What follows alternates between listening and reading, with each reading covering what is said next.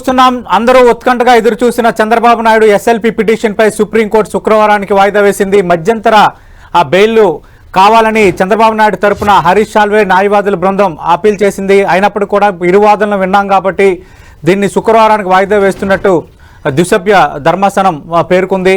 మనకు తెలుసు, అటు ఏపీ ఫైబర్ నెట్కి సంబంధించి ముందస్తు బెయిల్ పైన కూడా సుప్రీంకోర్టులో చంద్రబాబు నాయుడు పిటిషన్ వేశారు. దాన్ని కొద్దిసేపటి కిందటే సుప్రీంకోర్టు శుక్రవారానికి వాయిదా వేసింది. ఇప్పుడు లేటెస్ట్గా చంద్రబాబు నాయుడు ఎస్ఎల్పి పిటిషన్ కూడా శుక్రవారానికి వాయిదా వేసింది. ఇక మధ్యంతర బెయిల్ ఇవ్వాలని సుప్రీంకోర్టును చంద్రబాబు నాయుడు తరపు లాయర్లు కోరారు. ఇప్పటికే ఫైబర్ నెట్ కేసులో ముందస్తు బెయిల్ సుప్రీంకోర్టు వాయిదా వేసిన నేపథ్యంలో ప్రధానంగా 17A చుట్టూ ఇరు పక్షాల మధ్య తీవ్ర వాదోపవాదాలు జరిగాయి. 17Aకి సంబంధించి ప్రధానంగా 2015-16లో జరిగిన అంశం ఇది. దానికి 17A సవరణ 2018లో జరిగింది కాబట్టి ఎట్లా వర్తిస్తుందని ముఖిల్ రోహిత్కి వాదనలు వినిపించారు. అయితే లేటెస్ట్గా చట్ట సవరణలు జరిగిన పాత కేసులకు ఎలా వర్తింపజేశారంటూ కొన్ని కేస్ స్టడీస్తో హరీష్ సాల్వే ముందుకొచ్చారు.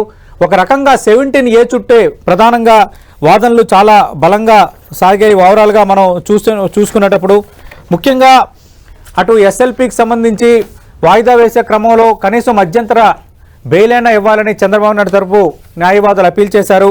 బట్ దానికి సుప్రీంకోర్టు ఒప్పుకోలేదు. ప్రధానంగా ఐపీసీ 482 కింద నిర్ణయం సంబంధించి కూడా వాదోపవాదాలు జరిగాయి. సెక్షన్ 482 కింద క్వాష్ చేయకూడదని ఎంఆర్ షా నేహారిక కేసులో ఇచ్చిన తీర్పుని రోహిత్కి ప్రస్తావించారు.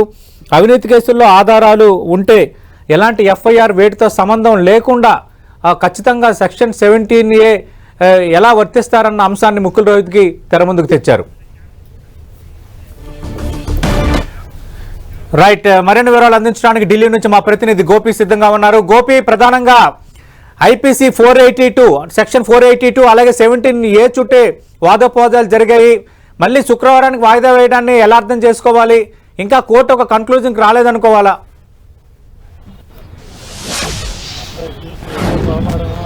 సతీష్, చంద్రబాబు కేసుల విషయంలో ఈరోజు సుదీర్ఘంగా మరోసారి వాదనలు జరిగాయి. ఈరోజు ప్రధానంగా స్కిల్ డెవలప్మెంట్ కేసులో తన అరెస్ట్ చెల్లదంటూ చంద్రబాబు దాఖలు చేసిన పిటిషన్ పైనే సుదీర్ఘంగా వాద ప్రతివాదనలు జరిగాయి.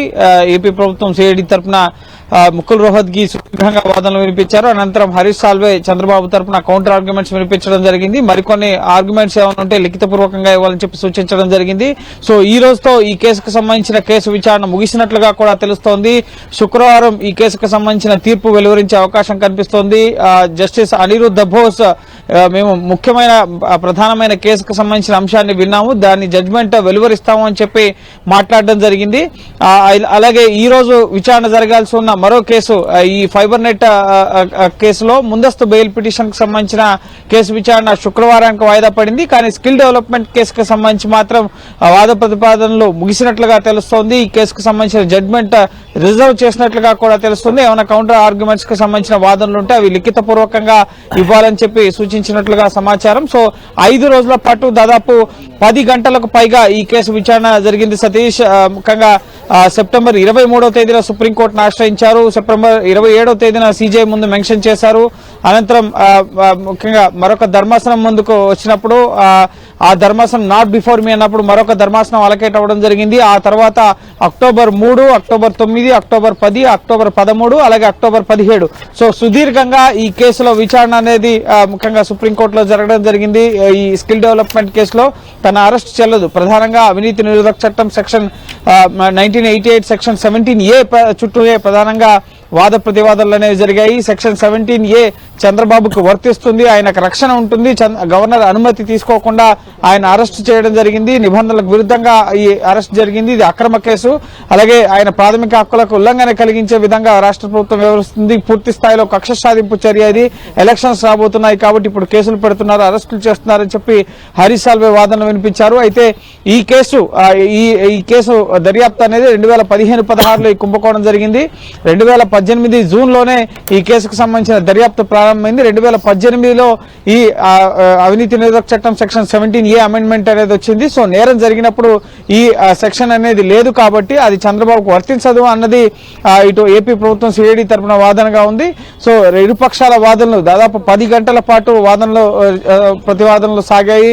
ఇటు హరీష్ సాల్వే 5 గంటల పాటు, ఇటు ముకుల్ రోహత్గి 5 గంటల పాటు వాదనలు వినిపించడం జరిగింది.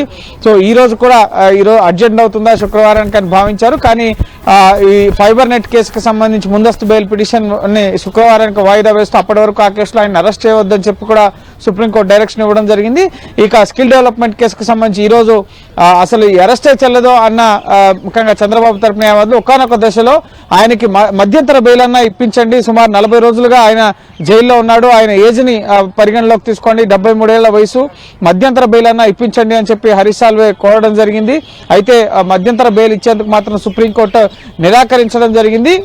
మెయిన్ మ్యాటర్ ఏదైతే ఉందో అది విన్నాం. అంటే ఈ అరెస్టే చెల్లదు, ఎఫ్ఐఆర్ పైన దర్యాప్తు పైన స్టే విధించాలి అని దాఖలు చేసిన పిటిషన్ ఏదైతే ఉందో క్వాష్ పిటిషన్, దానికి సంబంధించి మేము వాదనలు విన్నాం, ఇక జడ్జిమెంట్ ఇస్తామని చెప్పి జస్టిస్ అనిరుద్ధ బోస్ స్పష్టం చేయడం జరిగింది. సో శుక్రవారం ఈ కేసుకు సంబంధించిన తీర్పు ఏమైనా వస్తుందా, లేక కేవలం ఆ రోజు ఈ స్కిల్ ముఖ్యంగా ఫైబర్ నెట్ కేసుకు సంబంధించిన ముందస్తు బెయిల్ విచారణ ఒకటే జరుగుతుందా అనేది కూడా మనం వేచి చూడాల్సి ఉంటుంది. ఎందుకంటే శనివారం నుంచి 9 రోజుల పాటు సుప్రీంకోర్టుకి సెలవులు ఉన్నాయి, దసరా సెలవులు, అక్టోబర్ 29 వరకు కూడా సెలవులు అనేవి ఉన్నాయి కాబట్టి సో ఆ తర్వాత జడ్జిమెంట్ ఇస్తారా, ముందు ఇస్తారా అనేది కూడా మనం వేచి చూడాల్సి ఉంటుంది. ఈ రోజు కూడా ఇటు ముకుల్ రోహత్గి 482 ఐపీసీ 482 కింద ముఖ్యంగా సిఆర్పిసి 482 కిందకు సంబంధించి ఈ ఏదైతే పిటిషన్ ని కొట్టివేయాలి అని చెప్పి కోరుతున్నారో అది చెల్లదు అన్న విషయాన్ని కూడా స్పష్టం చేశారు.